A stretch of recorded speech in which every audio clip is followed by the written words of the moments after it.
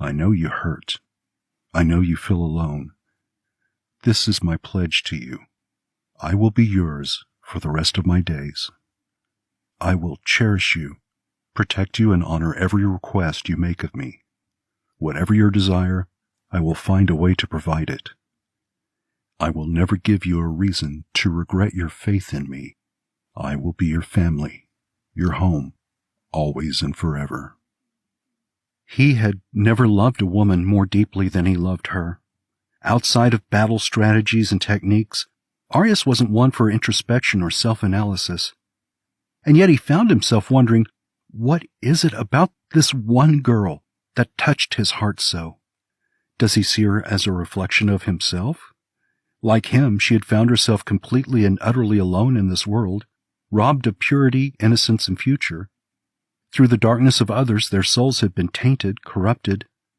Why did he insist on helping her when he swore to drop the sword for good? Did he believe he could save her, heal her, even though he's not been able to heal himself? Complex emotions roared inside her. Something changed within her when she saw him fight for her, ready to die for her family. Worse yet, she didn't know how to change it back, or that she even wanted to. The emotion wasn't unpleasant. It was compassion, appreciation. No, it was deeper than that. Admiration? Respect? Love? They locked gazes. The closer they came to one another, the more Alex felt a shiver of excitement run through her, a sensation she thought lost with the death of Thomas. The world became an altogether different place when there was someone in it just for her, to support her as her family had so often done.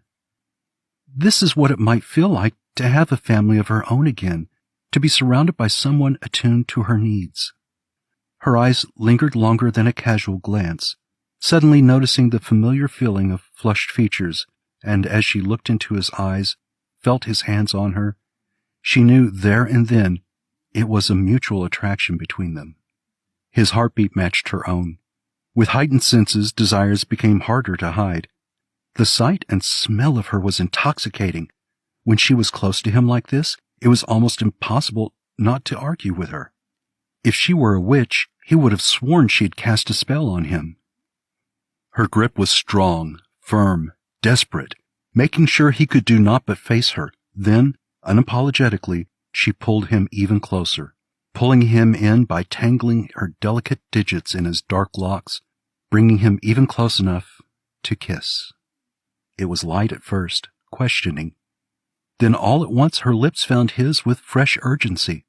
Arias was surprised, taken back by her boldness, but soon enough he pressed back, driving her lithe frame against his, knowing her body could never be close enough to him to suit her.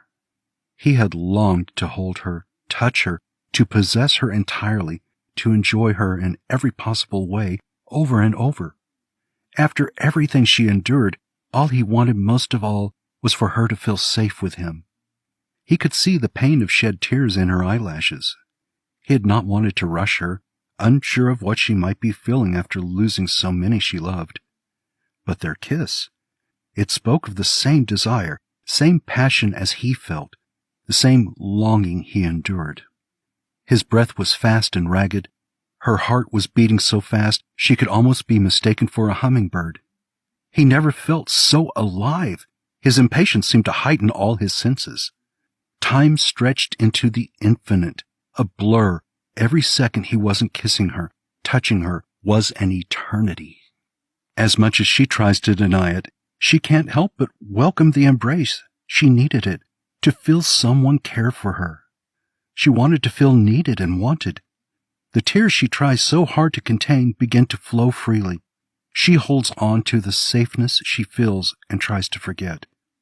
She looks into his eyes and can't hold back her emotions. She doesn't like anyone to see the emotional side of herself, and she hates feeling weak. She looks into his loving features with her tear-stained face and bloodshot eyes, almost seeking a scolding from him to ease her pain, for pain was the only emotion she knows, the only constant in her life. She peers into his eyes as if searching for permission. Maybe she felt as if she were betraying her husband. As much as he prided himself on his will, he couldn't fight this, what he felt for her, how strongly, intensely his passion burned. I'm not leaving you. I love that you see me, all of me, the monster and the man, and you embrace it. You understand me in a way none ever have. I love you, all of you.